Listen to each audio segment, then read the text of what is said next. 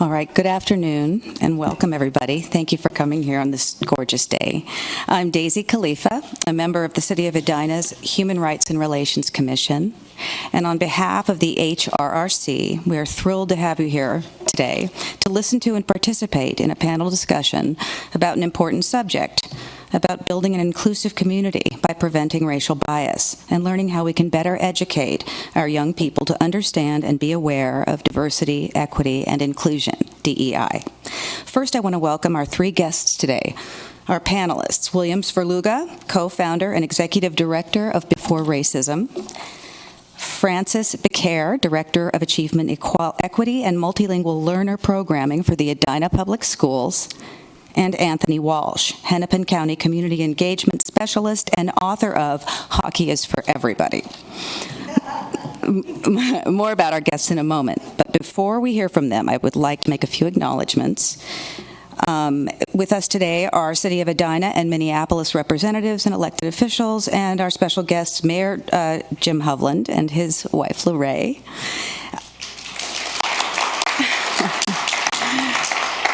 Superintendent Dr. Stacy Stanley, and School Board Member Regina Neville. Thank you so much. And let's see, I want to also I did not acknowledge that. Okay, good. All right. I'm sorry, I didn't have his name, but welcome. Thank you. Carolyn. Oh, thank you, Carolyn. All right, thank you very much. Okay. Of course, I also want to acknowledge my colleagues on the Human Rights and Relations Commission, including our chair, Jasmine Brett Stringer-Moore, and Vice Chair Joni Bennett, as well as Commissioners Bianca Dawkins, Mark Felton, Fartun Ismail, Jim Nelson, Mamie Siegel, and John Rogers. And with that, we want to give Joni a special thanks. She is this year's chair of the Planning Committee and arranged all of this. And she worked with Bianca, Fartun, and Jim. And this has really been a nice effort. And we also want to thank the City of Edina's Communications Office, whose staff assisted us with the excellent outreach materials and the posters and a media announcement, and that helped kind of bring us all here together, and it's a nice crowd. In particular, we want to thank our video production coordinator, Scott Denfield, who is here, but you can't see him, and yet he is making all of this excellent AV possible. We are on Edina Public Television, and this will be on the YouTube channel and on a Facebook page. And for their tireless support can't forget these, for their tireless support of the Human Rights and Relations Commission and of everything we do as a commission, we want to thank MJ Lehman, who is the City of Edina's Community Engagement Manager, and Jillian Straub, our outstanding City Management Fellow. The Human Rights and Relations Commission is one of 10 advisory boards and commissions that have been established as a community voice and made up of Edina residents by Edina's City Council. Board and commission members serve as advisors to the council. The Human Rights and Relations Commission is dedicated to raising awareness about Edina's diverse people, while also representing the concerns and issues of the city's many minority populations, as well as advocating on behalf of the city's vulnerable and under-resourced families and individuals. An example of our work, and something we want to bring to your attention before we begin, is the annual Tom Oye Award, which honors the late Tom Oye and other members of the Edina community whose good works promote human relations and advance human rights. Nominations for the award end tomorrow, but you still have another 24 hours on November 13th. And if you want information, there's a poster in the lobby, and you can ask any of our HRRC colleagues who are here today. I think I need to advance my slides for you also. So now, this event today is the latest in what has been an annual series of discussions centered around the theme of sharing values, sharing community. It has been offered for years by the Human Rights and Relations Commission, and we're really pleased today with what we arrived at and what we have in store for you. Today, the panel discussion is Building an Inclusive Community, Learning to Prevent Bias so All Can Thrive. It will take a closer look at what we can do to educate young people about bias, racism, and DEI. I don't need to say too much because our three speakers have so much to share, and they have a great deal of depth and knowledge on different aspects of how to better educate our youth about bias. We also ask that you hold on to your brochure if you wish after this discussion, because in it, along with the profiles of our outstanding speakers, we've included quite a few resources that you may want to remember and utilize at some point. Before we begin, also, quick housekeeping items. The speakers will speak individually, and at the end of each speaker session, we will have a Q&A just for that individual speaker, and we encourage you to participate. Two commission members are on hand in the audience. If you have a question, just simply raise your hand, and we will come to you with a microphone. And alternately, if you do not wish to speak but have a question, you can use an index card, which we had at the front table, and our ushers, our HRRC members have some if you would like one. And you can simply write your question down and hand it to one of our staff people, and those cards will make their way to me, and I will gladly read your question to the respective speaker. And finally, at the end of all of the panel presentations and Q&As, our three speakers will join me here at the podium and take your questions. Again, you can use the index card and it can make its way to me, and I'm happy to read it for you. One last housekeeping item. The HRRC asks for your help. At the end of this event, please fill out an event survey through the QR code on the back of your brochure of your program, or at the table in the lobby, and we would appreciate your feedback about the event. And now to begin, it is my pleasure to introduce our first speaker, Bill Svrluga, who is the co-founder and executive director of St. Paul-based Before Racism, a very active nonprofit dedicated to preventing the development of racial bias in children between the ages of 1 through 5 years old. Bill co-founded Before Racism to help children be successful in an increasingly diverse community and state. Before Racism works to prevent the development of bias, particularly racial bias, in very young children, ages 1 through 5, by reaching and teaching them as they are just starting to notice and feel differences between themselves and others. Bill's passion for meaningful redesign was born in the civil rights movement, refined in higher education, matured in corporate America, and honed through many years of starting nonprofit businesses and consulting with for-profit, nonprofit, and public sector organizations. Splitting his time between strategic consulting and addressing inner-city issues, Bill has been relentless in rethinking the status quo to get better results. Prior to his current work with Before Racism, Bill was one of the founders of 5 nonprofits to improve the lives of disadvantaged people: Jeremiah Program, Twin Cities Rise, Greater Minneapolis Food Banks, Second Harvest, and Ujamaa Place, if I said that correctly. And now I'd like to introduce Bill Svrluga. Thank you, Bill. And this is for you. Oops. Okay. And here you go. Okay. Thank you. Thank you. Thank you. Thank you. Oops. A few cards here. Get my notes in order. Well, first of all, it's just great being here. Thank you for the invitation. So I kind of allow myself to take a couple of deep breaths so I can kind of get myself centered on this because it's a very important subject, important to me, and I know by your presence here today, it's important to you. So thanks for taking time on a beautiful Sunday afternoon, sunny afternoon, to spend time here.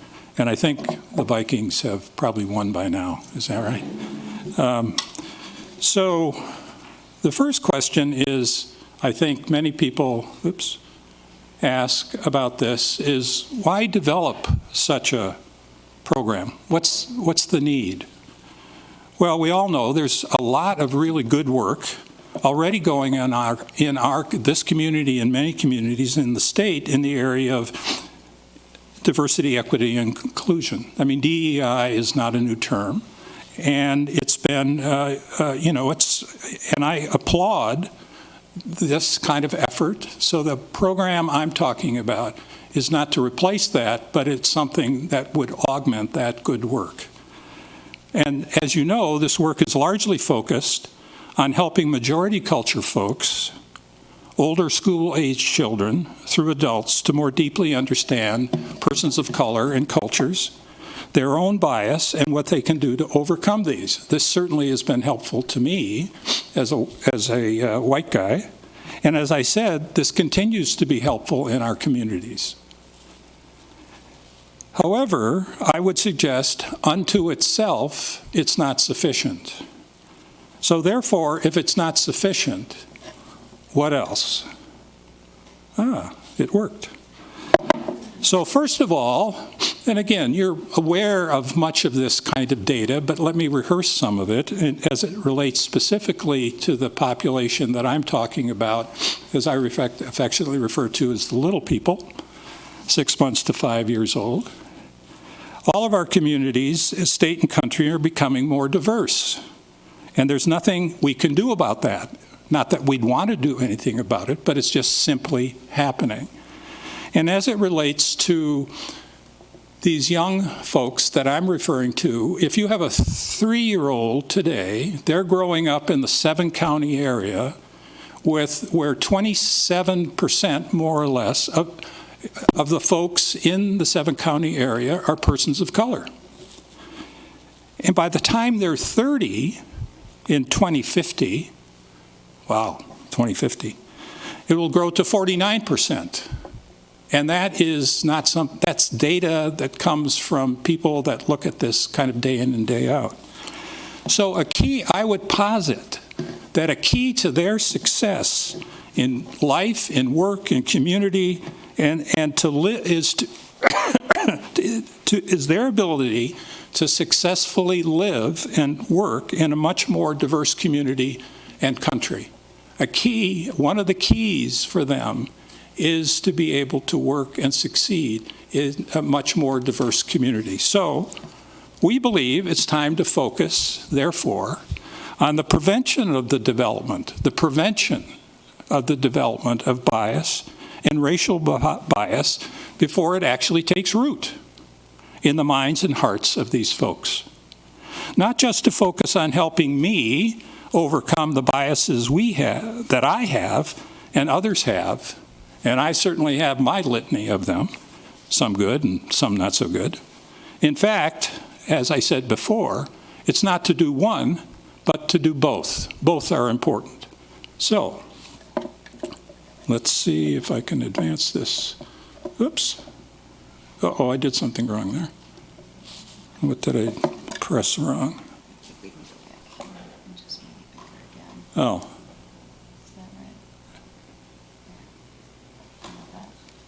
Is that okay?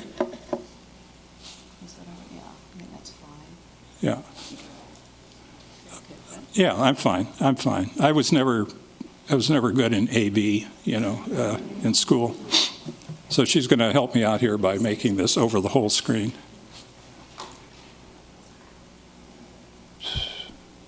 All right, thank you. Yeah, okay. So before I go further about before racism, let me step back and give you a little background about how this got started and how it's developed. Now, like many of you in the room, I've been involved in actions and programs designed to counter the development of bias and racism for many years. And my introduction kind of referred to a number of those organizations over time. And, I felt, and that was over a 50-year period of time, I felt like we had really made great progress over those 50 years. In fact, we had, but, let's see. But much more needs to be done. And why do I say that? Well, then we had the killing of Trayvon Martin in 2012, the acquittal of George Zimmerman in 2013, the Michael Brown killing in Ferguson in 2014, the founding of Black Lives Matter in 2014. This is all like 10 years ago. And the horrible murder of George Floyd in our own community in 2020. And unfortunately, many more situations. And I remember so clearly President Obama being confronted around this time in his second term, and people saying to him a lot, these angry voices, what are you going to do about this, Mr. President? What are you going to do? And he said, in his usual calm way, as you remember, first of all, a lot has changed in the last 50 years. Don't forget that. However, much more needs to be done. Well, that was the spark for me. Something more needed to be done, because what had happened over the last 50 years had represented some real progress, and there's a reason to celebrate that and feel good about that, but to not be satisfied with that because of all the things and many other things that I didn't have time to mention. So the question is, what next? What could make a difference? Where to focus this work? So here's a little for me, it was helpful in doing the research and the development of this to look back at what had been going on. Well, analysis, if you looked at the actions taken to date, show that a majority of the change has been around stemming overt bias and racial bias. You know, where I work, where I go to school, where I live, where I dine, where I recreate, where I shop. That's what so much of those 50 years was about, breaking those barriers down. Far behind have been actions to deal not with covert biases and racial bias, how I think about someone and feel if they're different than me as I see them. That's the inside. Now, of course, the initial focus would be on outside, overt. That which can be dealt with by laws, regulations, rules, etc., that regulate behaviors that can be seen by others. Not how I feel and think about someone different than me. Someone who looks different than I do, speaks differently than I do, is a different gender, a different size, whatever. What's going on in my mind and heart? That's what seemed to be where we should focus this work. So, then to focus this work, well, let's focus it on the very youngest people, ages 1 to 5, actually 6 months to 5 years old, and work on preventing the disease of bias and racist biases from developing in the first place. You know, find the vaccine, if you will. You know, we vaccinate our little people against polio and measles and mumps and COVID and so forth. Why not bias and race bias? Why not? And if we did that, what would it look like? Well, we believe a positive strategic step. Now, I want to be clear, not the only one. There's no magic pill here, but we think a strategic step in what this would look like and mean is Before Racism program. We think it can be, we refer to it as the next frontier in fighting the disease of bias and race bias and racism in our culture. So the question in my mind, if I get the slide right, is what is this really program all about? Now, if you have time later to go to the beforeracism.org website, you'll find all kinds of other information than the points that we have time to talk about today. But first, it's based on 5 key premises. I want to talk about 5 key premises and the audiences. So the premises are, first of all, no child is born racist. No one on the planet. All children are born, we suggest, as important, valuable, worthy, and lovable. Important, valuable, worthy, and lovable. Secondly, children begin to notice, and this is verified by all kinds of research, differences. And they start making judgments, and they develop biases at a very, very young age. 3, white folks need to step up and assume greater responsibility to prevent the development of biases and racial biases. 4th, the content of Before Racism has been informed and shaped by consultation with Black, Indigenous, and people of color communities. And 5, the program will be based on the integration of science and developmentally appropriate early childhood educational practices. Those 5 things, and you can find those on the website if you wish. Now, the 4 audiences for this, and we talk about these audiences being worked on in an integrated way, is first of all the child, ages 1 to 5, or actually 6 months, in 2 distinct groups. 6 months to 2+ years, this is pre-verbal largely, right? And then 3 to 5, the preschool kids. They have different cognitive, language, and social emotional skills in those 2 groups. The classroom teachers with early childhood kids are just absolutely amazing human beings.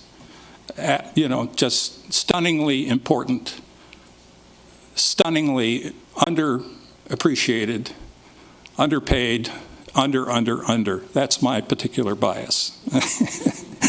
But they're with these children sometimes 50 weeks a year, 5 days a week. They have a profound impact on those little people. It's not the parent or the child, it's both, and it's others. And then the parents themselves, of course, which is the first teacher of any child. And then the other audience is the classroom or the educational environment. So the child, the classroom teacher, the parent, and the classroom educational environment. So those are the audiences, and the premises and the audiences. So let's see if I can get this right. Okay. So what is this program, this curriculum? It's a comprehensive, integrated, focused program in child care and preschool settings. That's where this is executed, in settings, if you will, licensed centers. This doesn't represent all children of this age, but we had to start someplace. And that's where we've started. In fact, we've started originally to focus on parents of these little kids. Well, they didn't have any time for us. They were too busy. They had 2 people or 1 person working jobs or multiple jobs. And I mean, their lives were complicated enough. And they said, if they were interested, they said, go for it. We think you should work on this. So it's based on the integration of science and practice, as I had mentioned, part of the day-to-day curriculum in the classroom, integrated into what the school is already doing. So it is not a replacement curriculum for what the school is already working with. It's to augment what is already there. And it's implemented over the first 5 years of a child's life. For a child that's in the early childhood system in a community, which many children are. So, one of these days I'll learn how to do this. And it's developed with a wide range of professional expertise in early childhood, academics, communities of color, evaluation, curriculum development. You can go online, see our board of advisors of 32 folks that represent all of those.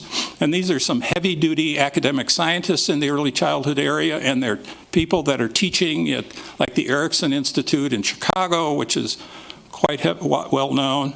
And then working with a world-class instructional design firm, and I love their name, 6 Red Marbles. They've been around for 50 years, and they're pretty amazing. And they were interested in working with us because they saw the need, and there really wasn't anything else like this going on.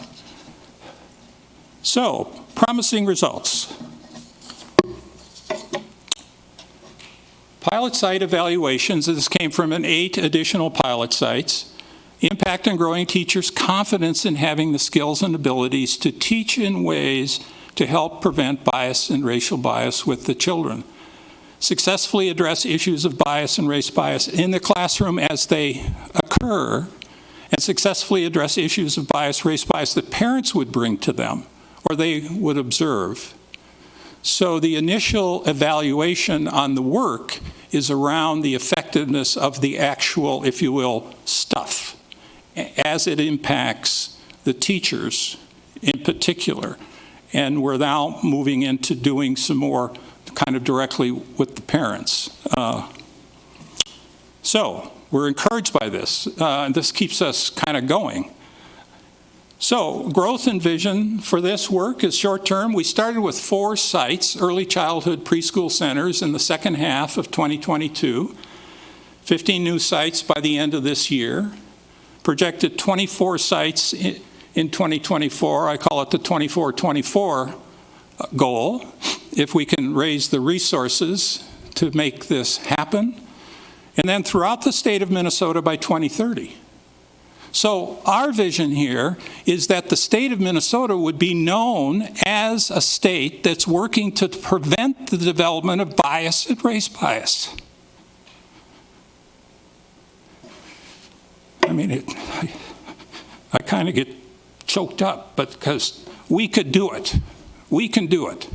And this community could do it. And then the long-term version for, they call me a wacko on this one, be in every licensed early child care and preschool in all 50 states, impacting 25 million children a day. Now that's about a third of the preschool kids and early childhood kids in the United States. So that's not everyone, but that's a darn good start. So that's what we're about, that's what we're working on. And I'd be delighted to take any questions.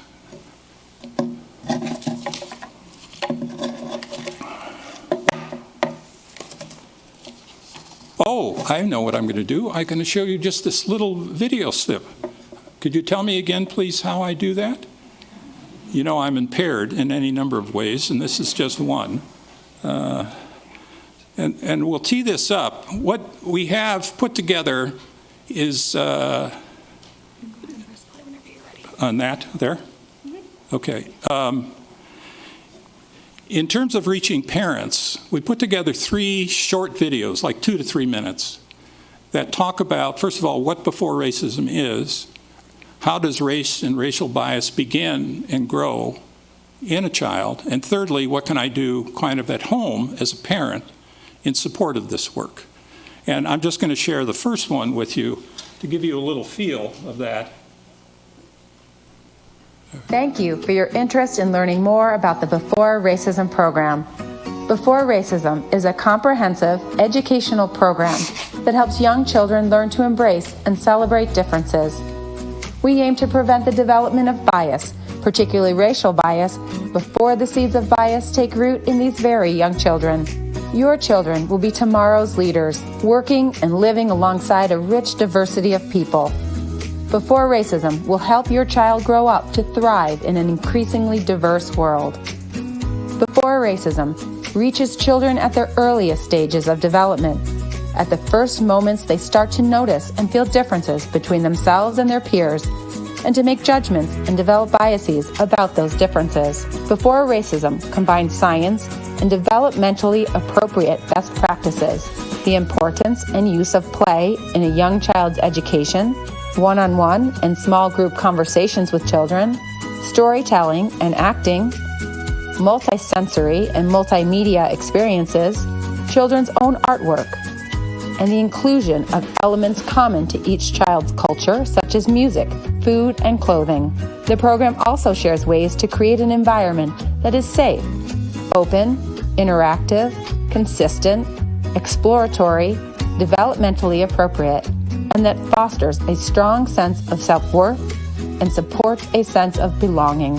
Your Child Care Center is partnering with Before Racism, and we're happy to have them on board. We look forward to sharing ways you can reinforce the Before Racism learnings, messages, and activities at home. To learn more, visit beforeracism.org. Together, we can work to stop bias, particularly racial bias, before it starts. Okay. Not quite sure. Are there any questions for Bill? Yes. I know this is a very new program, but do you have any success stories that you can speak to, or any testimonials from parents that have noticed a difference? Oh, yeah, we do. We've been in 15 centers, so we have evaluation information that, well, first of all, talks about the shift in teachers' attitudes around those 3 points I talked about. And then directors, I can send this information to all of you if that would be helpful. Directors talking about how helpful it's been. Parents. I didn't know if you just had like one impactful case that you guys use as a best practice. I didn't know if you had an impactful case, but no need to follow up with information. I don't have one off Okay. the top of my head, but there are plenty of, kind of bottom line, we wouldn't be moving forward unless, first of all, the teachers in the childhood centers said that this was useful and it was helping them as they move forward in working with the children they're working with.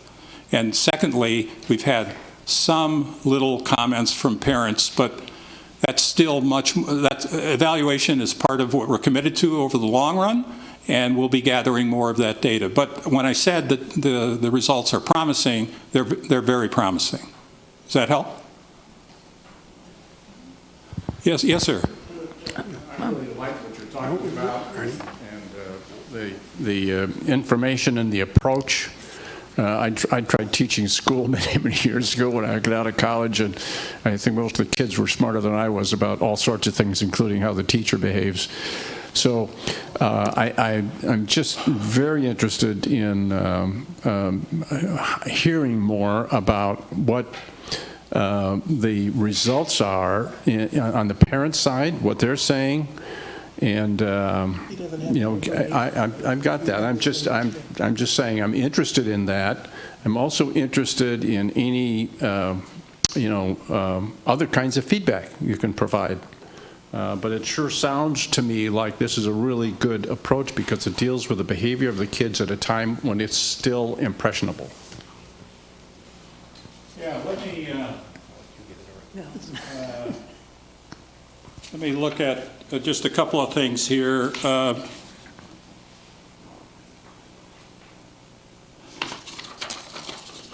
Well, first of all, I'll send you some stuff. I don't come kind of with all of that. But when talking to teachers that are working with children and asking them, is there merit in addressing this topic with young children? If so, why? So, for example, the unanimous response to this question was yes. Specifically, the children are being exposed to more and more diversity at their center. African-American boy in class with really curly hair, kids asking why it's curly, smell different, etc. We had 2 kids just wanting to play with one another, the same race, not wanting to play with other children. 3 had children saying that a black child was dirty, referring to skin color. Another one, African-American kids talking to other African-American kids in negative tone. Her skin is light, she is darky, and I don't want to play with her. So, wide-ranging. Those are just some examples, and there are many more. Okay, can I hold it? Oh, excuse me. Thank you. That's a very ambitious project that you're working on. Yes, but it is. My question is, it looks like you're putting a lot of weight on the child at a very early age, from 6 months to 3 or 4, because normally we are just a product of our environment. So it appears to me that the emphasis would be better served on the teachers and the parents, because as they say, the apple does not fall too far from the tree. So maybe we should try to put some emphasis on the tree. And because they leave the little classroom session after an hour of playing, and then they go home and they hear the talk and they see the pictures and they hear the battering of their community.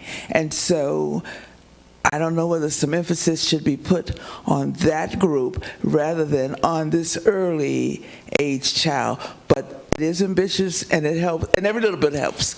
But I think the apple doesn't fall too far from the tree. In fact, you have described exactly the way Before Racism is implemented. The focus is on we're working with teachers now, in particular, affecting their behavior as they're dealing with children, and the kinds of issues, some of which I just touched on, are coming up in the classroom. At the same time, dealing with them understanding how bias and race bias develop in children, having them look at their own biases, because we all bring biases into every situation we're in, and many of these teachers have never spent any time looking at their own biases and how they would impact the children. So there's a huge amount of work with the teachers. The second is to do and work as much as possible with the parents as well. So it's to help equip them, as you beautifully said, to deal with the situations that are coming up in the classroom or at home with their child, and also with their own behavior. So it's not lecturing the child. It's not telling the child this or that. And I mean, 3 to 5 year olds, you can have a little more conversation, but a 1 year old, what the 1 year old is doing is observing your behavior, observing, you know this, and what you say and how you're treating other people. That's profoundly important. That's why we're focusing so much on the teachers and the parents. I was just wondering, so what would be the results to find out if the program is actually working or not with the children?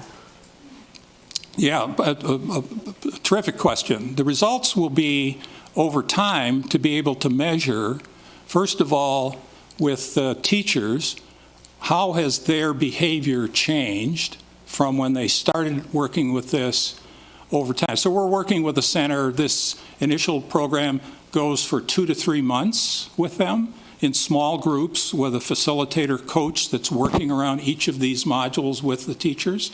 And then for an additional 6 months on a monthly basis, and we're committed, throughout the year with them. So that's one.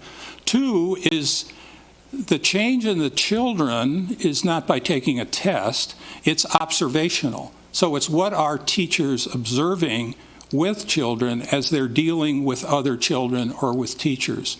So that's not in place yet. I mean, that's to come, but that will be, an ultimate test over time.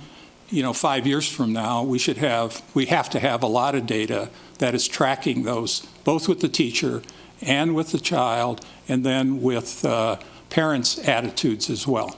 So, yeah, I mean, it's a real challenge to figure this out, and that's why we've been working with some, quote, really smart people on the evaluation side. So thanks for that good question. And I have just a question from an audience member here that I'm going to read. It's a few questions. Good. First question is, what are the sites currently implementing this curriculum? I'll take them one at a time, so they're all related, but what are the sites currently implementing this curriculum? Let's see.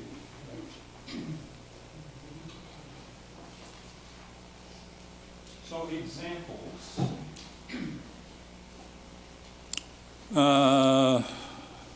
Examples of Children of Tomorrow, Early Childhood Center in Western Suburbs, Kinderberry Hill in St. Paul, YMCA of the North. YMCA of the North is an example of an organization we hope to work with for a long time, because there are actually 21 early childhood centers that are part of YMCA of the North. Family Partnership,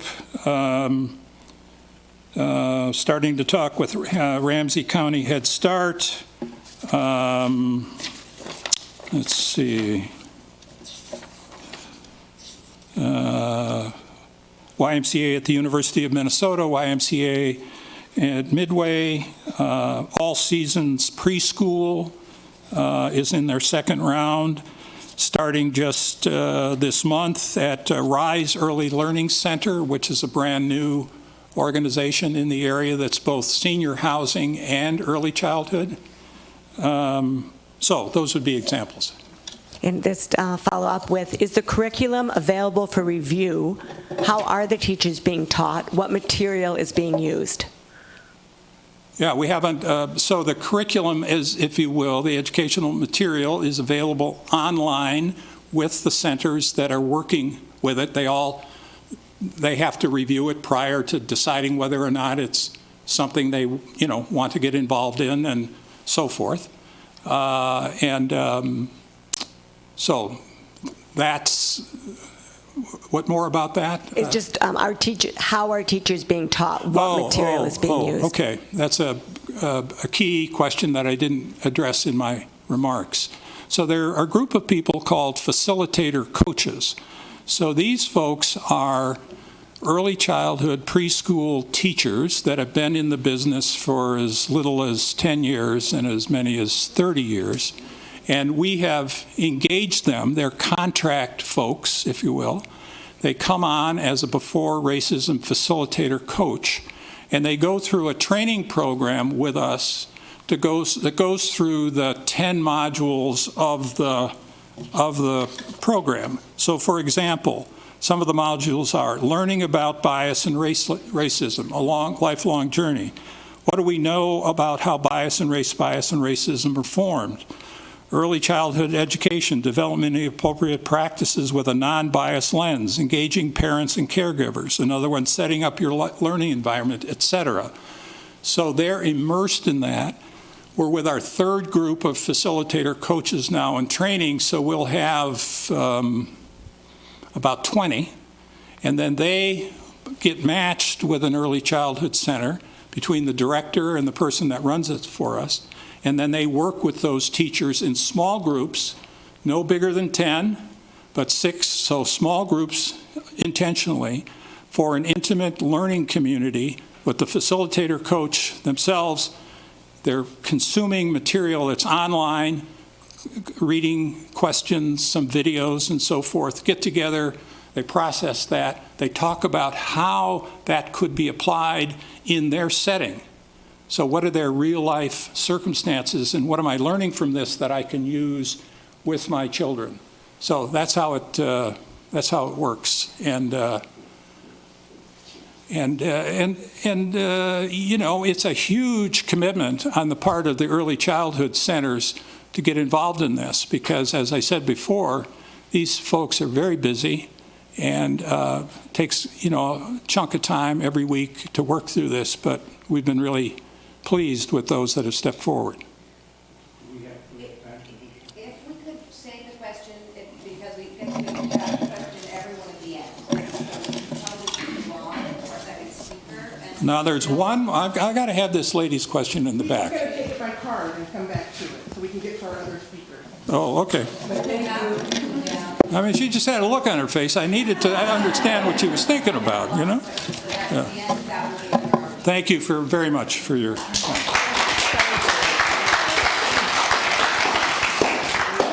That was wonderful.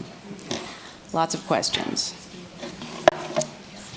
Our second speaker today is Frances, or Franny Becaire, and we're so happy that she is here today to speak to us from the perspective of Edina Public Schools. Franny joined Edina Public Schools in July 2023, bringing dedication to educational excellence and a wealth of educational leadership experience to her new role. Beginning her career as an elementary school teacher, she then served as the assistant principal of Robbinsdale Middle School, principal of Earl Brown Elementary School in Brooklyn Center, associate principal at Burnsville High School, and most recently, principal of Nicollet Middle School in the Burnsville-Savage Eagan District.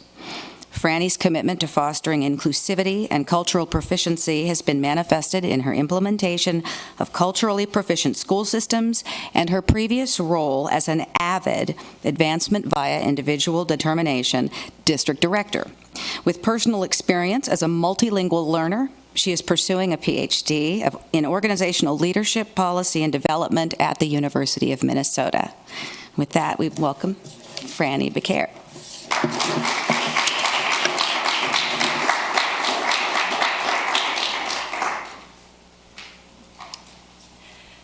Thank you for having me, inviting me here to come speak about what we are doing in Edina Public Schools to support all of our families. So I'll do a little bit of an introduction about myself besides just the jobs that I've held previously. So I am Franny Becaire, as I said. I am alluded to in my introduction. It stated that I'm a multilingual learner myself. So I am a first-generation American. My parents immigrated to the United States from Cuba. So I have gone through the education system as an Afro-Latina and have experienced the education system through that lens, which is a very different lens of experiencing the education system than someone who goes through the education system who is white, who does not look like I do. Also, very interestingly in my career, in my educational career, in my elementary ages, I went to school with people who significantly looked like me. And then when I went to high school and college, I often will tell students I was the only person of color at my high school, let alone a multilingual learner. And in my college, at the college I went to, maybe less than 5%. And people never really quite understood who I was because I am an Afro-Latina. Many people have a perception in their mind about what a Latina or Latino person would look like, and I don't necessarily always match that perception. I like to tell people if you go to Central or South America, there are many Afro-Latino Latinos who look just like I do, but in the United States, we tend to have a perception of what that is. So that's just a little bit about me because that affects how I enter into education. I joked, even as a little child, when I wanted to be a teacher, I played school like everybody else played school, and I wanted to change the system. I did from the beginning. I was like, I want to change the system. I want to change what education is like. And so I think my whole career, from being little, my mom says, you wanted to change it back when you were that. And my husband, he was like, since I've known you, you've just wanted to change the system. And so I have always strive to work within education and bring a different perspective about what the educational system can be and how we can support students who may have experiences that are very similar to what my experience is and look different from what maybe their teachers look like or the educational experience that their teachers went through. So I was excited that Edina created this position for Achievement, Equity, and Multilingual Learner Director, and I applied for the position so that I could help Edina as it begins its journey that many districts within Minnesota have gone through as districts continue to diversify and as districts continue to increase the number of multilingual learners and families and communities that they are needing to serve. I think the best example of how multilingual learners is changing in Edina is if we look at the numbers at the high school. 3 years ago, there were 4 what we call newcomers. So they're level 1 newcomers, so new to the country within the last 6 months at the high school. This year, there are 17. So in 3 years, that number has significantly increased, and that number will most likely double again next year. We will definitely go from 17 to clearly into the 20s or 30s, because that would be mimicking exactly what is happening in the rest of the country. Everybody else is experiencing that increase in multilingual learners for a number of things. We all watch the news, and we all are very aware of internationally, there are many things that are going on that have families coming into the system. So with knowing that, Edina Schools wants to support and create an environment in which all of our students can be successful and thrive and reach their highest academic potential. And that is the programs that fall under my directorship is supporting multilingual students and supporting the DEI work within the district, the diversity, equity, and inclusion work. So the biggest one that many people know about is our Culturally Proficient Schools work. So Culturally Proficient Schools is a set of tools that allow us to analyze the policies and practices that we see within our system, and then to see what is missing, to see if they align with the Edina Public Schools core values, the core belief statements, and with the mission and vision. And it gives us language to have those conversations, and that's the important part, is the need to be able to have those conversations, to look at the system and see we say we're doing one thing, are we really doing what we're saying? And so within Culturally Proficient Schools, there's 4 tools that we have. The 4 tools they're the barriers, continuum, essential element, and guiding principles. I will give you a quick summary of the 4 tools. So within the essential elements, one of the tools is the essential elements, and these are action statements. These are action statements that serve as standards for us to develop a healthy organization in policy and practice to support every student. And when we talk about every student and diversity, equity, and inclusion work, I know that many of us, we end up getting stuck in thinking, I always like the visual, the color of skin, but we also have many students who are not included for a number of reasons. So it's not just about race, it's culture, it's language, it's gender. We need to be thinking about all of those things when we're talking about creating an inclusive environment for all of our students and staff, and the adult staff, because we are all part of a system that come and show up at work together. So that's the essential elements, is those 5 action statements. Overcoming barriers is another tool that we have, and that tool gives the organization language to discuss where there are opportunities for growth and where change is needed. It allows us to have that conversation. I think Dr. Stanley, her and I really like Culturally Proficient Schools because it's not about laying blame. It's not about saying we have done things wrong. It's about giving us language to analyze our system and go, there is a gap there that is keeping all of our students from being as successful as they can be. And that having that language is really important to keep the guilt out of the conversation, because the minute we get stuck in the guilt, our system doesn't change because we feel as if we are being blamed. And we don't want people to feel like they're being blamed. To take action, we need to identify the gap and then take an action step. The next tool is our guiding principles. The guiding principles provide an introduction to analyzing the organization's core values and how they relate to issues of diversity. So you look at what are we saying are our values, how do they align with issues relating to diversity. And these guiding principles counteract the barriers. So you've identified barriers that may keep people from being as successful as they can be, and we all want to know what next. And that's the guiding principles. They give us language to talk about how do we develop the what's next.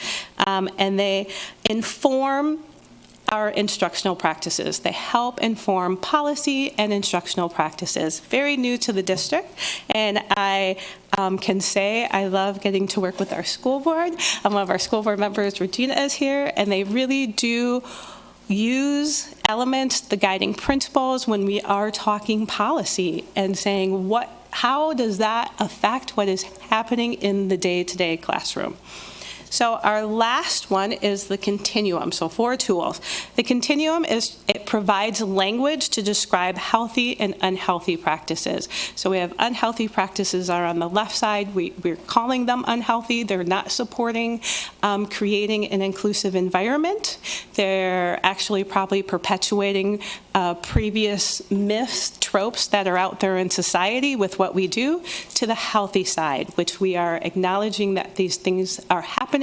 We are taking action steps, and we are making changes within our organization. Those are the 4 tools of Culturally Proficient Schools. It takes a lot of work to bring those 4 tools into an organization and to use them. So Edina Public Schools started on bringing the tools of culturally proficient tools in by bringing every staff member, and I want to be very clear, I'll repeat that again, every staff member. Notice I did not just say licensed teachers. I didn't say just principals. Every staff member is going through a 4-day training. So there is a large commitment to bringing every staff member. I can't repeat that enough because I've been in several districts, and the commitment to bring every staff member through training is huge. And they go through 4 days of training that are conducted by teachers and staff members who have gone through training. So I love the fact that my administrative assistant is one of the trainers, and she's an amazing trainer, and she is training the same as a teacher. We have principals training, we have cultural liaisons training, so we have a variety of people that are also being the facilitators to provide the training. To date, we have 300 staff that have gone through the 4 days of training, and we have, it's going to take a while, I believe 2 to 3 more years to get everybody through the training. At the same time, with my position being brought in, I like to say I walk side by side with other directors to talk about where can we bring culturally proficient school systems and the tools into place with any training that is happening, whether a teacher has had the 4-day training or not. So we talk with, I was just meeting with the director of teaching and learning, and there is some work going on, and we started talking about, here are places during training when you're pulling staff together, here are places where you can use the tools. Here is a tool you could use here. Even if everybody in that training has not had that, the CPSS training is still important for us to now start to bring it to the system. I also work with principals and principals and helping to develop coaching for principals. I have had principals reach out to me to talk about how can we look at issues through a different lens. How can we apply the tools and the language that the tools teach us? So that is how we are implementing culturally proficient school systems. That's one of the things that we are doing to support our students, because I believe the number is, it's something they say, like teachers, between teachers and principals, they have about a 50% impact on what students learn in school. Principals have about 25% impact on the culture of a school. Teachers have about 35% on what teachers, that's a lot. So we need to spend time really working with our principals and teachers so that they change what is happening in the classroom. If they have such a large effect on student learning, we need to provide the training that they need and provide the support that is needed. And we need to provide it to all staff so that we can all move in the same direction for students. That's culturally proficient school systems. Next is something that was launched that is very much a result of my job. And so it is responding to harmful language protocol. And why I say it is a direct result of having someone in my position who I just focus on how can we change our system and looking for listening and looking for what do students, families, the communities want to see within our system. So I've been very fortunate in my role to meet with many of our affinity groups within parent affinity groups within the district and listen and hear what they're looking for. Dr. Stanley has a student leadership group that is, I guess, kind of, it's sort of a student leadership, but she meets with them and she had heard from them. One of the things that we heard loud and clear from our affinity groups and from our student groups and student affinity groups is the feeling like we were doing nothing about harmful language in the hallways in the building, that we were just not responding at all. And that was multiple times. I heard that from different groups across many meetings. So we have, part of my previous experience I did in the previous school I worked with, working with staff to bring in a protocol. And we took a protocol that Dr. Stanley had been introduced to I had worked with a protocol that was very similar, and it is something that we are now bringing into the school systems. It's called responding to harmful language. And it's a very simple protocol for staff, because we're staff, I should say adults. We're adults. If you haven't been in the work for a very long time, when you hear something said, you sometimes freeze. You go, what do I say? What do I do? I don't know what to do.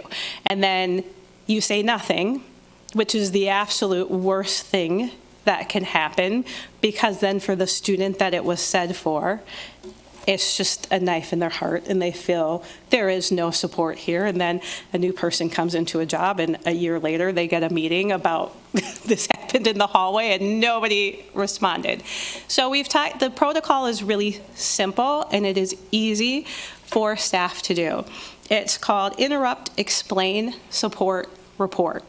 So interrupt is really when you hear something, just interrupt it and say, and we gave language for staff, I should say staff, because we want everyone to use this language. We gave language for staff to use, and I know this from previous experience, that we need language while we build our muscle memory and our ability. So really, when a statement is said, you would just tell the student that we don't say that here in Edina Public Schools, and the interrupt and explain go together. We don't say that here in Edina Public Schools because we're going to go directly back to one of our core belief statements, is that we believe in the inherent dignity of every student, or we believe in the dignity of every student. We believe and we honor diversity in this building. That's it. We just want you to stop and give that statement.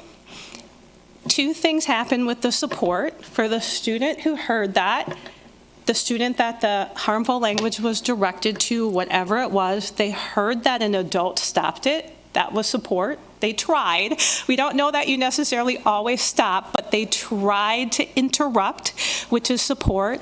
And you should look at the student and say, hey, we don't agree with that. I don't agree with that. Just a real quick checking in with the student. And then the report part is if it needs to be reported, because sometimes some statements do need to be reported, and we need to do a little bit further conversation than just that quick stopping it in the hallway or stopping it in the classroom, interrupting it in that moment, then following up and reporting. This was just launched to principals this week, and it had amazing, amazing feedback. Many teachers were, thank you for giving us the language to use, because we got stuck on what we should say, and this makes it easy. And we're just going to roll it out, and we also are going to be sharing it with the students, because we do want the students to use the same language and to do this, and rolling it out with all staff members. So it will take time. Anecdotally, not here in Edina, at the school I was previously at, we did a similar protocol, and it was really important for me as a principal to model it when I was in the hallways and hearing things. Staff saw me modeling it. Staff started to do it. We saw a significant decrease in the harmful language that students were using, and we knew that we had finally hit it when you sometimes heard students using it with each other, saying, you can't say that here at Nicollet. They might have added all the other parts, but they're like, you can't say that here. And we knew that we had, or at least if they saw an adult present, they would sometimes look at each other and go, you can't say that with the adult. But it was starting to catch. And as a staff, we went, it made a difference. It was a simple, interrupt, explain, support, report. It was very simple, but it had an impact and changed the culture of the building, and students knew what was expected, not expected. Staff also felt supported. They felt supported because they did want to interrupt things. They just didn't always know how to interrupt. And when we gave the skills, we were able to move forward. So that is another part of my job that we're working on, because we are an education system and we do need to educate. Our students are in school. I mean, they are elementary kids, they're middle schools, and they're high schoolers, and some of them, they don't even know what they're saying. They don't even, they're watching YouTube or a TikTok. I don't even know all the things they watch. They're watching it and they're just repeating things that they hear they say. So it is part of our obligation to also help educate our students about the type of culture that we want within our buildings, because I think, as we so perfectly said, it's not, we may want a culture in our building, we need to educate our students for it, because that's not necessarily what is always happening in the outside world for them. And then last but not least, where we are going, one of my other big projects to help is we had last year, the One Town, One City meetings were hosted, and I'm looking at Dr. Steele, I believe it was 9, I could be making a number, 9 prototypes were developed, and with those 9 prototypes, I will be beginning to work with some student leadership groups, and we have a diversity, equity, advisory committee, and working with that committee to start to look at how would we start to develop those prototypes and go forward. I just started in July, so my number one goal was to meet all of our different affinity groups, get to know groups, get to listen and hear, and I know people want to start moving on one of the prototypes, so continuing to work with that. So those are just a few of the things that I support, projects, I should say projects, few of the projects that I support in Edina Public Schools for helping our students feel like they belong and feel welcomed so that they can be incredibly successful and we can continue with the educational excellence that Edina Public Schools is known for. Do we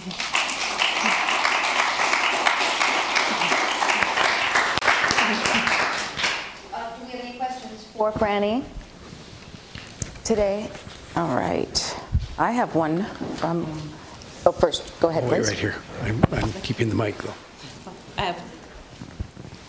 I guess we're fighting over who's going to get the mic. This month, November, is American Indian Heritage Month. What does Edina School have going on for that month? And then you said that there's 9 prototypes or something that you're developing. Do you have American Indians on that committee? And last but not least, when you interrupt what they're saying and you say you're in Edina Public Schools, but they need to transition to that in the community, like our value is within the whole, not just the building we're in. And then you said that you don't want to make people feel guilty, but I think that you're mentioning, or sometimes the fragility of some people needs to be dealt with, otherwise they won't move off their underlying racism. Thank you. I will try to answer all of those questions. So we have a American Indian Advisory Council that is, I was brand new to the district, so coming in new to the district, there were other directors, and I am slowly absorbing projects from other directors. At this point, the American Indian Council is with Director Jody DeSint Hubert, who she had worked with the American Indian Council. They just had a meeting on Thursday, and there were activities pushed out to the schools and continuing to work on things that the Parent Advisory Council is advising. And on many of our councils, yes, we invite all parents and we try to have representation from all of our many affinity groups within the district. The third one was when you said that if we make people feel guilty, then they're just going to be, blaming. And it's not that we need to look out after that guilt, because sometimes that guilt is part of the problem. So I don't know who you meant that we make people feel guilty. So in culturally proficient, like in some diversity trainings, it really leans into the white fragility and really making people feel bad. And people leave crying, and they leave angry, and they don't have the tools or the language to go forward to make change. So what we do in culturally proficient schools, it is very much an inside-out reflective approach. As we work with staff, there's definitely some staff who have feelings of guilt as they're doing their own personal reflection, but as a part of the program, unlike some other trainings where it very much is about bringing in guilt and you were wrong, it is more about your own internal reflection. And you definitely, I know in my own internal reflections, I am on my own cultural journey. I have moments where I feel guilt, but it wasn't someone telling me that I should feel guilty for what I did. I don't know if that quite answers the question, but it's a slightly different approach than some other DEI trainings. Do we have another right there? Yeah. Okay. Hi.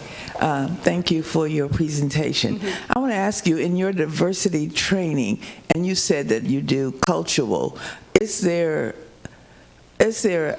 ample cultural training in your training? Because, you know, sometimes we look at a person because of their color, but for black people in particular, we are a cultural people. We have different cultures. So you just can't look at a black person and think that I like the blues, I might like Bach, you know. So I wonder if you go deeper into the culture of a person rather than just the color of a person. Yes. So that is one of the guiding principles, that the individual is different than the group culture. And that just because you think you understand a group culture does not mean that you understand an individual. And there is great individuality among cultures. I was just leading a day 2 with staff, and that was a large part of the day 2, is that when you look at somebody or hear them tell you, like, I'm a Latino or Latina, or I'm an Afro-Latina, or I am Somali, that it does not necessarily, everything you know does not translate to that person. What you know about the group may or may not translate to that individual. So that is all of day 2 with the training. And we have really amazing conversations about that on day 2 with individuals. Do we have more out here? I have one that was handed to me. Oh. Go ahead. Thanks, Franny. Okay. Thanks for the presentation. And as a parent, I'm very excited about the initiatives you launched. And one of the initiative, the hallway language, that actually does, that is scenarios like a staff freeze and we don't know how to respond. That language empowers staff to intervene and to help the student. However, I wonder, most time actually student face the situation, and particularly younger student. And actually, I'm the PTO member and the volunteers at school. I saw the situation happens, like in cafeteria, and those conversation exchange happened among students, and they don't know how to respond. So how to empower students? Do you have any word bank or some those protocol to introduce students, or is the next plan is to expand this to students? That's one. And second, I think Huawei, this language should also probably give the training to volunteers and also kids club members, because those times actually the place actually happened more often. It's in cafeteria, in kids club, those places, not just Huawei. Second part of the question, when Dr. Leland, who's our Director of Community Education, was part of the training, and we are talking about volunteers community education, kids club, how do we bring this to them? So when we had the first launch,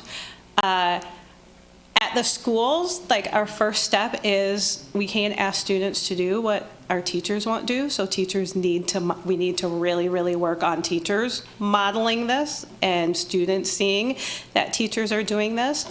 And at the same time, in our schools, there is a social emotional curriculum that all the elementaries, middle schools, and high schools go through. And they do talk about these things and giving language. So there's weekly lessons at every level. So we will continue with the social emotional lessons, which in some of those it addresses these things, and getting adults to model what is expected and taking it from there, listening to the students and families and going, how is this initiative going? Where do we need to grow it? What needs to come next? I think I got all of the questions. I think that what we'll do is we have another question for you and some for Bill. We'll hold those to the end and move on to the next speaker. You have a few more questions though, so don't forget. So thank you so much. Very good.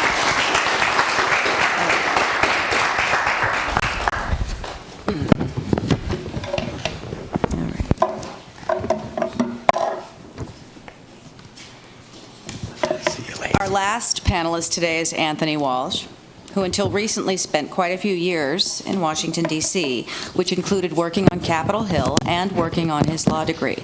But now he is back, and we welcome him home.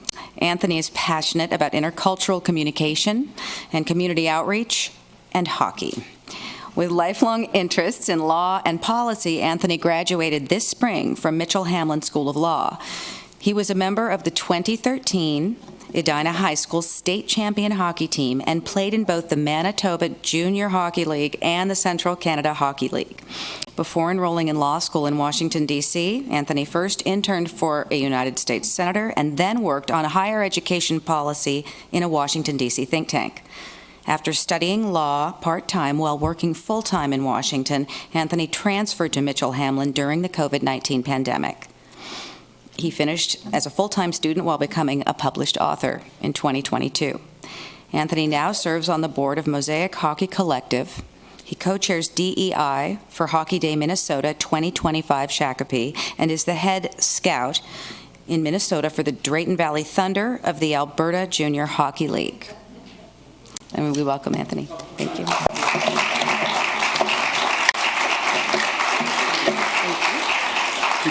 Thank you. Good to change there. Awesome. Thank you. So everybody able to hear me all right? Yes. Yeah, thank you. Wow. What an incredible job, Franny and Bill. So thank you so much. Can we give them another round of applause?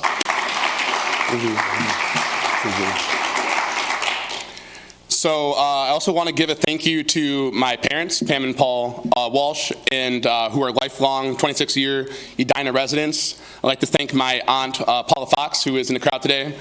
I would like to thank Daisy Khalifa, Joni Bennett, Carolyn Jackson, the City of Edina staff, and members of the Planning Committee. I want to thank my teachers and coaches from my youth, Diane Daniels, Katie Russell, Carrie Disher, Dave Terwilliger, Kurt Giles, Troy Stein, Dr. Stacey Stanley, and the list goes on and on. Thank you to the teammates that I had growing up and their families who always treated me like family. And thank you to families like the Arnesons, the Larsons, and Contarados, who I spent a lot of time at your house, ate a lot of your food. Sorry about that, but you know, it's okay. And then thank you to my neighbors, past and present, the Borgs, Beanos, Lovels, Schlecks, Foster, Springers, McIntyres, and Lowe's. And finally, thank you to the Edina community and to the greater West Metro. And, you know, it's been great growing up here. And so it's an incredible place to grow up. Wouldn't want to have it any other way. So it's an incredible honor to be here, and I just want to, again, give thanks. So, man, me, how did I get here in front of you today? So I started my life in District of Columbia General Hospital. And in 1994, the Washington paper described that hospital as a city poorhouse. It gave de facto universal health care to residents of the district, people that had no alternative. That is where I began my life. So there I am with my mother, Pamela Huey, and Paul Simon, who is her boss at one point, her professor, her mentor, all of the above. And so being in D.C., being born there, my mother coming out to grab me, made sense that Paul Simon, who had really helped mold her into the incredible woman that she is today, get a chance to meet me. And so, yeah, that was after having spent a couple of years months in the foster home before I was adopted there. And so really looking at outcomes of people who have aged out, I've always felt incredibly grateful for my life, not because I need to, but because of my parents' support. They've given that to me. They provided so much love. And so I can honestly, again, only be grateful for the life I've had. We flew back to Minnesota to start our new life. There I am with my father, Paul Walsh, my mother, and my brother, Benjamin, who is also an adoptee from Washington, D.C. So we have a lot of that in our family. The reason why my family plays hockey, which is, again, very interesting, you kind of got a sense of my bio there, was because of the Dynamics. At Park Avenue United Methodist Church, that's where we grew up, going to church for a bit before going to Christ Presbyterian Church in Edina. And there was this group that was getting this award. And my brother, who's 5 years older than myself, can see it there now. My brother is over the age of 30, but gene-wise, he's a little bit shorter than me now. And so he likes to joke that at one point he was the older brother, but now I am. And so, but just that he was my older brother, and I wanted to do everything that he was doing. And so when he saw this award for hockey, he said, "Oh, hey, Mom, Dad, what are these little black boys getting this award for?" And they said, "Hockey." And he goes, "Hockey?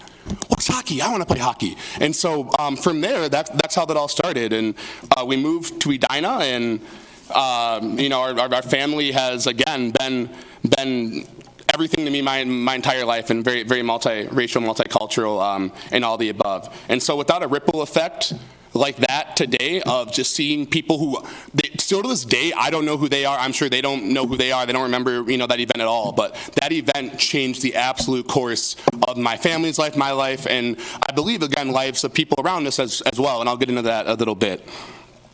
So to help ensure that, and I'll drop back here, but I want to see a chance of the plethora of faces and different shades, but I'm a little bit grainy. But so my parents might have been one of the only two families, and we always joke about this, it might be 3 or 5, but to have open enrolled out of the Edina School District into the Hopkins School District.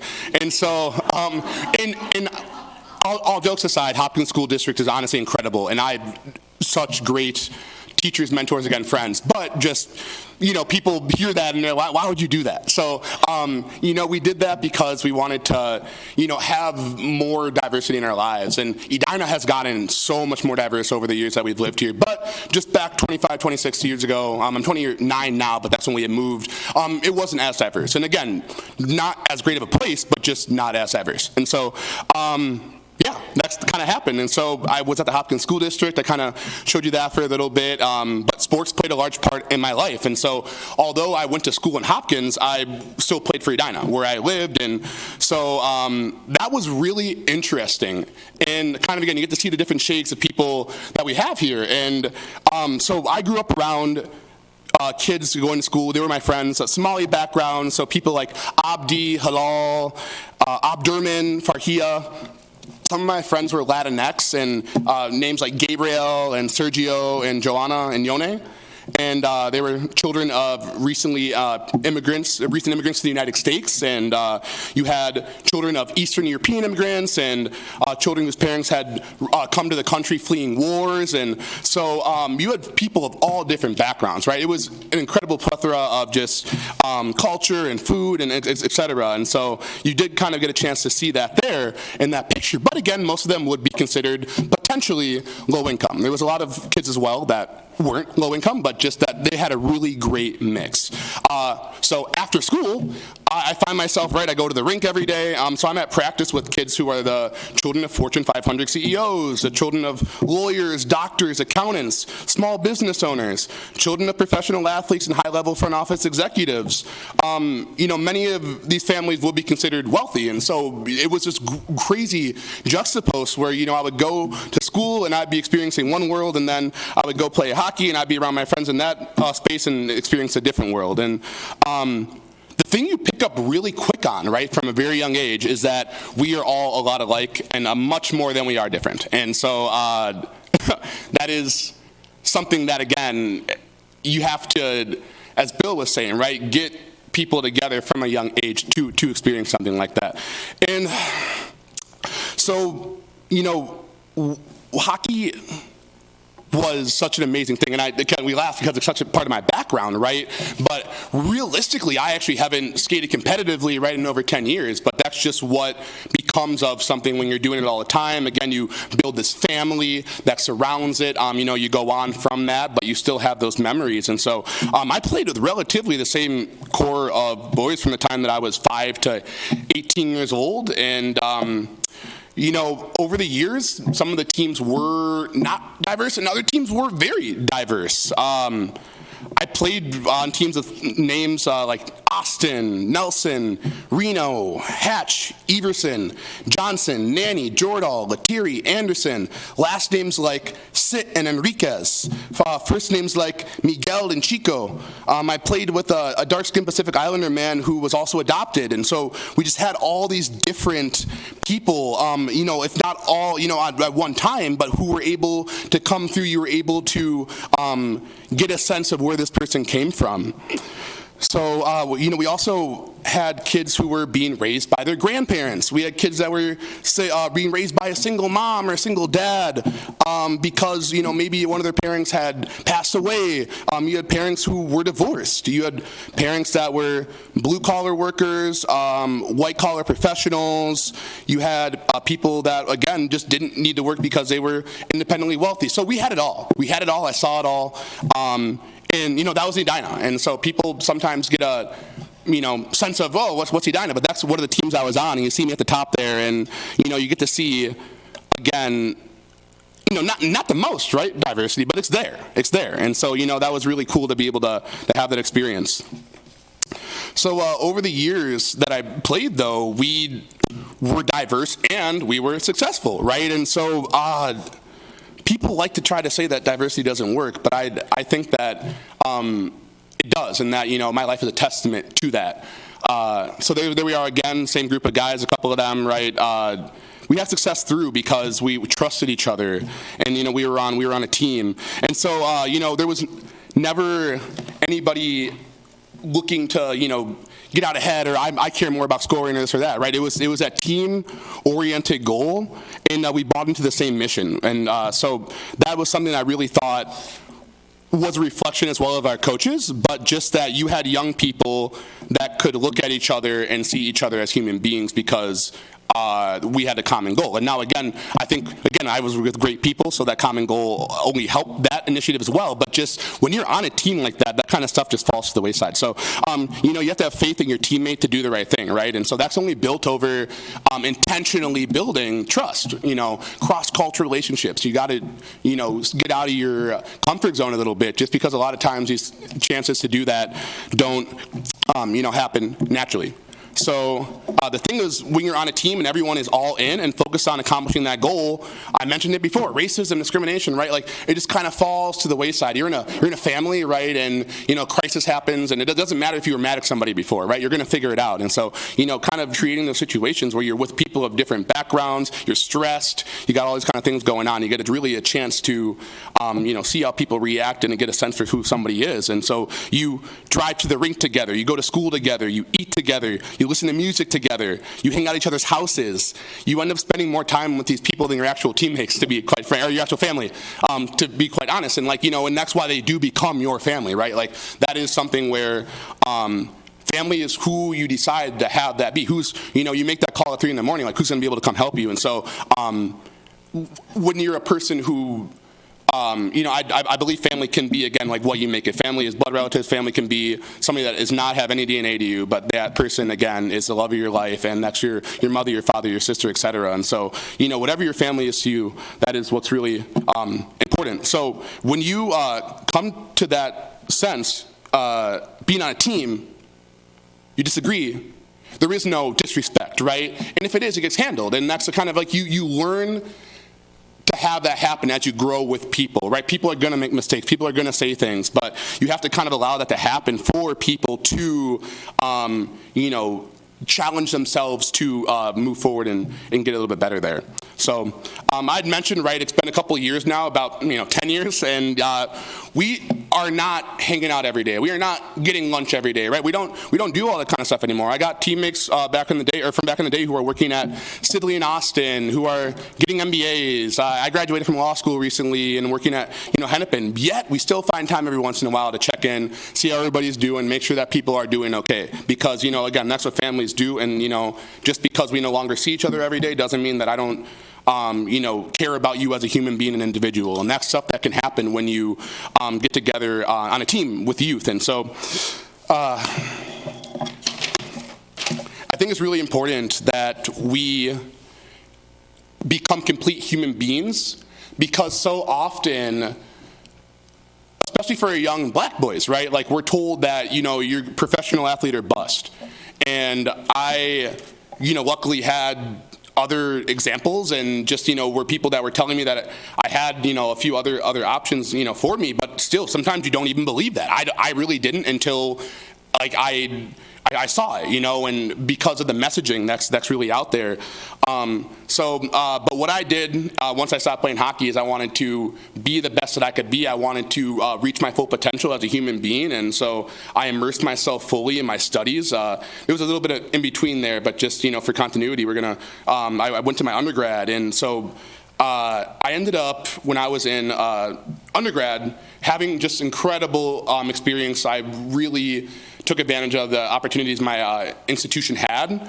And so what you're seeing here is a picture of me and my Chilean friends when I was in Chile, and I'll get to that. But my college years were marked, again, with diverse experience, right?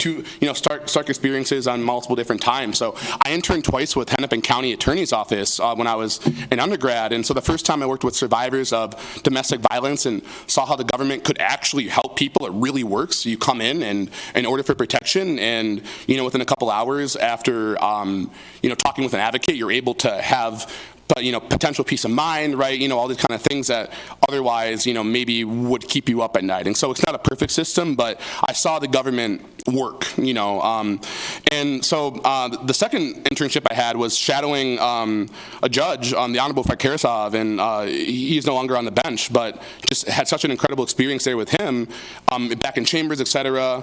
But it was eye-opening seeing the inner workings of the justice system and how, like, a lot of times, like, we are a system based on how much money you have, and if you're able to get a good lawyer, and what kind of information do you know about the system that can help propel you forward. And so that was, again, really eye-opening. Like, it's there, it's the justice system is the way it is, but you got to see in 2 different summers back-to-back working with the least or with the most marginalized to the least marginalized to the most powerful.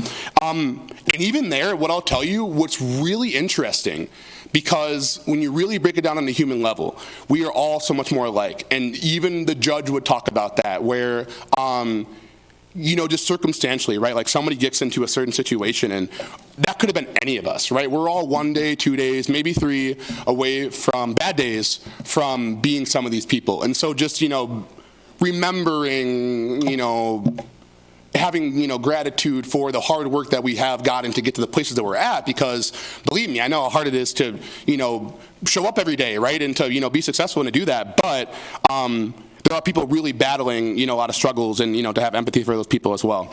So my other 2 experiences that I had, I talked about were, studying abroad, and I studied abroad twice, which I'm very grateful for. And I had 2 very diverse experiences. And so in Santiago, I spent a ton of time there. There's 6 million people, right? We took public transit everywhere. The university was 30,000 people. That was larger than UND. So that was a really a cool experience. And when I was out in Moss, it's about 3,000 people. We walked everywhere. You didn't drive. It wasn't very efficient. And the college had about less than 80,000 people. And you're going to hear a theme here, right? I tell you, Chileans, Norwegians, I was, had the privilege of going to, different countries around Europe and, traveling. So we as people, I'm telling you, like everybody in this room, like you could sit down right now with somebody that you think you have nothing in common with, and you can find something. And that's a human experience. I promise you, that is a human experience. And so just again, remembering that, before we really want to other, somebody. So from Norway, I moved out to Washington, D.C., as my bio had kind of talked about. And so that was a really cool experience for many different reasons. And so this is not in the bio aspect of it, but when I was out in Washington, D.C., I was able to reconnect with my biological family. And so that's something that I had really hoped to do my entire life, not because of anything that my parents had done or said or anything. I think it's an innate human urge to want to know who you are, where you came from, and just so, I had just such a great privilege of being able to do that. But before that happened, I was able to intern with Senator Heidi Heitkamp. And so that was really great. And Senator Heitkamp is a phenomenal woman, and just, I could not say more positive things about her. But her time in the Senate came to an end in her reelection bid loss, and she attempted, unpopularly, to try to save, in her mind, Roe v. Wade, which is now overturned with a no vote on Justice Kavanaugh. And that decision was really unpopular with their voters. And that, on top of a few other things as well, obviously, ended up, having her lose her election. But what I will say is that, I was really inspired by that and having conversations with her privately about why she did. And just sticking to your convictions because that's what you think is right. I really respected that. And so I was able to leave that office having had that profound experience with this person who, had a real profile and courage and, ended up kind of sacrificing a bit of her career to try to do the right thing. So I wanted to remain in D.C. and, to find my biological family. And so I did end up working policy and going to law school, but that's when COVID-19, after the first semester, hit, right? And so that was so interesting because you're paying a ton of money to live in a shoebox out east because that's what usually happens, and just kind of like you're never there. You're never there. You're never planning to be home. You're always out. You're studying. You're at school. You're at work. But then COVID happened, so now you're there, and right, you start to think, and you start to do all these kind of things, and so. I reignited, the search that I had with my biological family, and so that active search, was 2 years thing, but through perseverance, hard work, courage, empathy, I did locate, my biological family, and so, it was a powerful moment, to say the least, and, I still to this day still can't believe it, but just that, and that was May 12th, 2020, so, powerful night. A couple weeks later, I was able to meet my biological family on my dad's side, and so just like that, I went from having 2 siblings, Benjamin and Sarah, to 13. So that was great, and a lot of people, and it's awesome. And we all try to get along, where we can, and it's a lot, but it's been really rewarding, and I wouldn't change it for the world. And so. I can stand here confidently and tell you, after having met all these people, their wives, their children, that I have a member of my family who is black, brown, white, Asian, Native, Indigenous, 2S, LGBTQIA+, and straight, Christian, Jewish, and Muslim, rich and poor, people with disabilities, and honestly anywhere and everywhere in between. What I've found are 2 remarkable things. One, you're already going to guess it. We are all much more alike than we are different. And that 2, if you think about it, you will find diversity in your own family. And so, again, whether that be in opinions, whether that be in economic status, right, there is some way that you can find somebody that is different from you and then find a way to make a connection in how you are similar. So I encourage everybody to never give up on your dreams, because that's just something that I had always thought of, in my head, and, they really do come true, and, just have faith in believing what you believe in. So, excuse me, the same way that May 12th, 2020 changed my life forever, unfortunately, May 25th, 2020 changed my life forever. So that was the day that George Floyd was killed, and so I had to re-examine my purpose and role in society, because I had a W.B. Du Bois moment. So W.B. Du Bois is, he's no longer around. He was the first black man to get a PhD from Harvard, and he was studying social science and doing all these things, right? He was having a great time.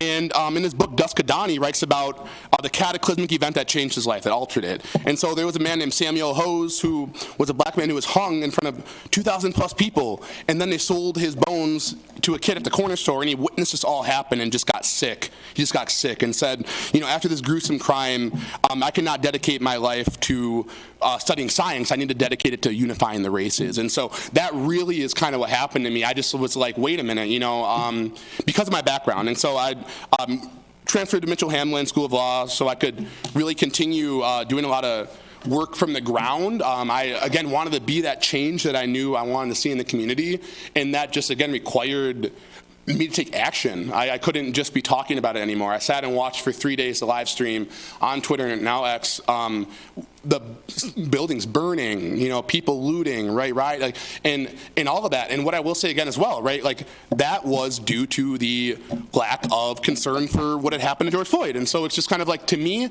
I was just so deeply saddened and affected by what was happening at home, because that's not the Minnesota I knew or loved, didn't remember that. That isn't what we have now. It was a bad actor who should never have had a badge on, and at that point in his life either. And so but to try to blame Minnesota and Minneapolis and Hennepin County as a whole would be wrong, kind of. And so that's where, again, we have to come in and be it is now on us to make sure that never happens again. And so, yeah, that's what I kind of decided to do once I began coaching. I discovered that the things that had happened to me over the course of the time skating, which was, as you've heard, majority phenomenal, but there are times, as our guests have and speakers have noted, where just kids sometimes, whether they know it or not, are saying really incredibly hurtful, offensive things. And so those are things that you just don't forget, and it's okay, because we're having the conversations now. But back to that idea, I was hearing this, it broke my heart, and when I realized that, when that sudden attack that was perpetrated by Chauvin, it provided the climax of decades of neglecting strong cross-cultural relationships. And so we didn't build them, we just kind of got, used to our own lives and, kind of forgot to do that. And so why that's important is what we were talking about earlier. So some statistics, right? The Minnesota State Demographic Center says people of color comprise 20% of Minnesota residents right now. So that's Minnesota overall as a whole. But the Twin Cities area, by 2040, so in 2050, so I have 2040 data, will be 40%. So right under, 40, it's going along. Just like Bill said, this data is there. People are, nobody has any agenda. This is just the truth, and this is what's happening. So, we got to figure out a way to come together, to unify. And so it kind of clicked for me as I started thinking about it. So you have 50,000 skaters in Minnesota, right? Minnesota is a state of hockey, 40,000 in Massachusetts, you got 36 in New York, so we are the state of hockey. When you hear that, that's not, a gimmick, right? It's not, and so, but, right, of those 19,000 kids, of those 50,000 youth, 19,000 of them that were under 9 and under, were 14% were BIPOC. And so when you think about statistically, right, what BIPOC is, so different groups of people, all different cultures, races, et cetera, and then grouped into one group, and that's at 14%, and then think about how when, again, a majority of these people, we have so many kids that are skating, from a young age, and what that means. And so if you're spending, it's called the third place. It's a sociology term. And so the rink is a third place for a lot of people. A lot of Minnesotans, the rink is a third place. And so that's the place you're going to spend the most time outside of work and school, in your home. And so, like, if you don't have any diversity at your house, any diversity in your school, and no diversity in your third place, then, like, where are you going to get it? And so it just kind of like, you know, we need to start to actively really try. And so, you know, that is why, you know, I did write Hockey is for Everybody, and, you know, it was an attempt to start the tough conversations to bridge cross-culture gaps. And so it's one of those things where you think, what can I do? And I thought back then to that moment in Remember the Titans, which is a film about a newly appointed black coach named Herman Boone and his team in their first season, where they were 1970s Virginia, and, you know, trying to make it all work. And Cheryl Yost, the coach's daughter, had said, in Virginia, high school football is a way of life. And so I felt that, you know, via Minnesota. And so when we're bridging gaps through hockey, we reduce that fear of the other. And, you know, everybody knows what fear is, right? You know, we have nothing to fear but fear itself, right? Nameless, unreasoning, unjustified, you know, terror that paralyzes us. And so when you think about what fear is, right, you know, fear is the unknown. And so there's a scene in Remember the Titans where Julius Campbell, who's a black man, tries to go into the hospital to see Gary, his best friend, after he has tragically been paralyzed. And the nurse tells him, oh, you can't come in here, very politely, you can't come in here, you know, this is for family. And Gary, you know, is laid up in his bed, you know, it makes me want to really emotional. He says, Alice, are you blind? Don't you see the family resemblance? That's my brother. You know, and the scene follows one of the most profound scenes after that as well, where Gary says, I was afraid of you, Julius. I only saw what I was afraid of, and now I know I was only hating my brother. And that's what we're doing here. You know, it's just so often we don't know that we're only hating our brothers, our sisters, right? And so, you know, getting a chance to get people together from an early age, which I believe is important, breaks down barriers, and it creates families, you know, people that, again, play, eat, laugh, cry, dance, right? You have all these things that you do. And so interacting with different cultures from a young age usually has that illusion of the other melt away. And there's a song in this movie and play, but Broadway, but it's movie more recently, 1958 recently, but called South Pacific. And Oscar Hammerstein, the second brilliant lyricist, brilliant. There's a song called You Have to Be Taught. And it talks about how young people are taught to be discriminatory, taught to not like people that look like them, don't look like them. And so I'm not going to sing it for you, but I'll do a little bit of lyrics for you. So you've got to be taught to hate and fear. You've got to be taught from year to year. It's got to be drummed in your dear little ear. You've got to be carefully taught. You've got to be taught to be afraid of people whose eyes are oddly made and people whose skin is a different shade. You've got to be carefully taught. You've got to be taught before it's too late, before you're 6 or 7 or 8, to hate all the people your relatives hate. You have to be carefully taught. And so Bill said it wonderfully. Children are not born inherently mad at other people that don't look like them. They're not born not liking, you know, Jack or Johnny because they don't look like them. And it's something that we end up, you know, learning through what we're taught. But the good news is, if we're taught to hate, you can be taught to love. And so, you know, that's why I do applaud everybody that one is here to be learning from this, but again, as well, the other panelists who are really helping us move forward in a better way. So, you know, Martin Luther King had talked about that, right? Hate cannot drive out hate. Only love can do that. And so we must love each other. I'm going to get to the closing here really soon. But remember the Titans, at Gary's funeral, Cheryl Yost, right? It says, people say it can't work, black and white. Here we make it work every day. We still have our disagreements, of course, but before we reach for hate, we always remember the Titans.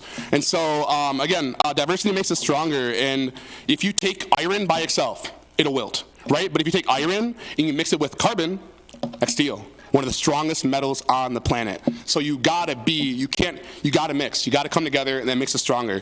You know, it's what made us a global superpower that we are today. What are skyscrapers made out of? They're made out of steel. And who were they made by? People from all different backgrounds that came here to want to work for the American dream.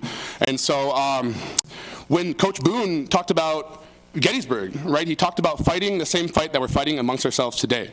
And if you listen and take a lesson from the dead, you'll know that we again have to come together on this hallowed ground or we too will be destroyed. And so Abe Lincoln said a house divided cannot stand, and as Paul Wellstone said, we all have to adopt a mindset that we all do better when we all do better. But we can't get to the promised land without first building strong cross-cultural relationships that spans for generations. And we start by teaching kids the importance of what that looks like. So all my life I wanted to fit in. But then you realize once you get older that your diversity is your strength. And so my parents are from the boomer generation. They're, incredibly wonderful people who got to experience life from, the confluence of America, the golden age. I hear all these great stories about the 60s, the 70s, and then I'm at the confluence of the millennial and Gen Z age. And so that's really been interesting. And I'd already mentioned that my family members are all backgrounds, et cetera. And so the partisan divide in this country actually, again, is just so troubling. And I think the founders would be appalled, right? Do you think about what the parties are doing right now? They're splitting us, and I think that they would agree on that. And so you hear about D.C., right? It's news, it's chaos, it's stagnation, it's shutdowns, and that's at the expense of the American people. It's at the expense of us, and so we got to get back to working together because we need to survive as a country. And so I just have been incredibly moved by looking at what people around me have been doing. So young people like Annika Bowie in St. Paul, Nadia Mohammed in St. Louis Park, and young people like the Justins in Tennessee and Maxwell Frost of Florida. And upon retiring, Mitt Romney had talked about it's time for the next generation of leader. And my own congressman in this district, Dean Phillips, said it was time to pass the torch to the next generation. So without further ado, it gives me great pride and a real honor to announce an exploratory bid as independent candidate for Minnesota's 3rd United States Congressional District in the City Hall of the hometown community and congressional district that I grew up in and have called home for the past 26 years. So thank you. I would not be here today without the community, without the people that have helped build me up to this place today. And that's talking about young kids at Edina High School, at all these other high schools, right? Like, it's about showing them that you can do anything. If you were to tell me, when I was young, that I would be confidently telling you this and thinking that, I could promote and create change that is going to better the country, I don't know if I would have believed you. And so it really takes a moment for all of us to be introspective and think, how can we help, change the world for the better? And so to do this, I will need 1,000 signatures, so I'll start collecting those, but I would need your help. So again, thank you for this incredible honor, and I am extremely grateful and could not, again, be more happy to stand in front of you today. So thank you.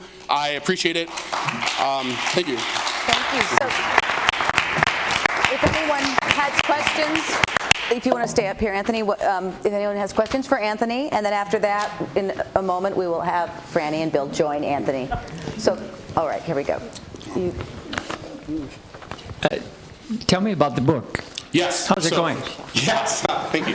So, Hockey's for Everybody is autobiographical, and it is written in a way that you can absorb the message and read it to your grandchildren, your child, or they can read it themselves. And the idea is, again, to show that nobody's bad, right? Like, we are living in a world where there's nuances, right? The characters are of all different backgrounds, and you have people that are heroes of all different shades. And so it's like everybody has the ability to be that change they want to see, and so that's what the book represents. So it's just me as Anthony, as a character who's going through, trials and tribulations. His teammate Matt, who is a real person, Matt Nelson, I had mentioned in last name earlier, representing my teammates as a whole, right, being there when these kind of things would occur. And again, not every time I'm on the ice, right? But there was incidences that did happen, in the sport, and so having teammates that were there for you, really made that difference. And so I think allyship is really important. We can't do it all by ourselves. And so that is what that book is looking to promote, is again, unity. So I think that's really important. Yes, so you can get it via on Amazon. So Hockey's for Everybody, Anthony Walsh. You can go to Red Balloon Bookstore, and you can go to Big Hill Bookstore. And on November 19th, I will have a book signing at Big Hill Books, and that's in the Bryn Mawr neighborhood in Minneapolis. And so you can all get it there. You can get it signed, and then also hear a little bit more about the story. So We're coming up very close to the end, so please keep your question very short.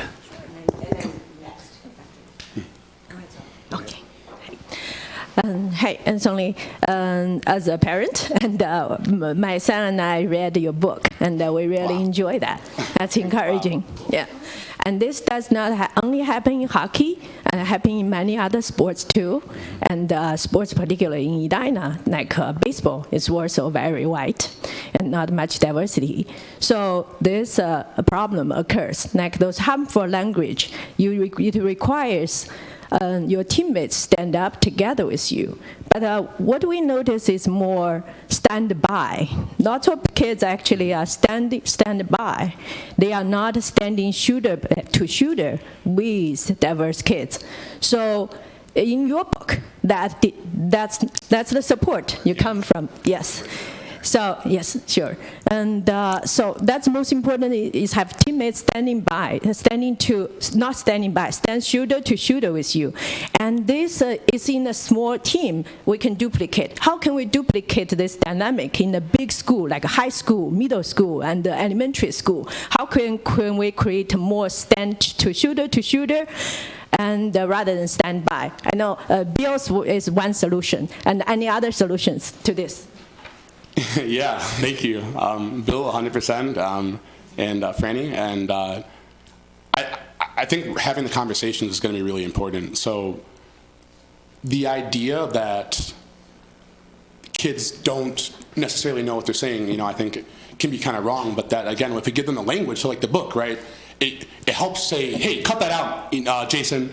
Right, it gives hopefully a kid to see that, to say, hey, I can be mad. I want to be mad, and then have that permeate. So again, the idea of it being greater with kids all around, I think kind of, it has to come a little bit from kids creating groups, right? Maybe book clubs, et cetera, right? Where you can have these kind of conversations, but it's going to be the conversation, right? Like that is how we will create the change. And just like somebody has to. And, I don't want to make a mistake where they're just saying something crazy, but just like, people have to make a mistake to know that they're wrong and, be corrected correctly and then not make it again. And so that's where I think, again, it's just stemming, like having the tough conversations and not shying away from them. Because, everybody in this room is, thank you, and so like that's huge. But just that is what we need to have more of is the conversation. So I'm not, to be honest, big on like, we need to like force that kind of stuff. Like I think it should come from us. We should want to, like we should show, like the reason I did and talked about what I did is like, my life, I hope, can be an example that diversity works. And so like that is what I do when I speak, and I'm the anecdotal story, right? That is where that comes from, where it's like, what, people that are different backgrounds can succeed together and really do well. And so I talked again about former teammates of mine, like Sidley and Austin. That's where Barack and Michelle met. That's a really well-known firm, and just and that's again one example, but just numerous examples of all of us have gone on to what you would claim to be some form of success, right? Like again, it's different for everybody, but the people I played with growing up, like we all held each other accountable to a point that we wanted to see each other do well in life. And I think that is how that will happen. You got to find a group of people who are going to help you get to that. And so that's why I talk about hockey, team sports. You mentioned baseball, et cetera, right? Hockey is a medium for team sports and bringing youth together however you want to do that. But that is how we will get to that finish line, is youth groups communicating, having tough conversations. I think actually we are going to, because we have to be out of this room at 5 p.m., we are going to ask Bill and Franny just to stand, and we want to thank them all for their being here, if you would. And these are for you. Here you go. I'll give you that one. These are just gifts for you from our Human Rights and Relations Commission. So how about a hand for their wonderful, wonderful questions. Thank you so much. This was extraordinary.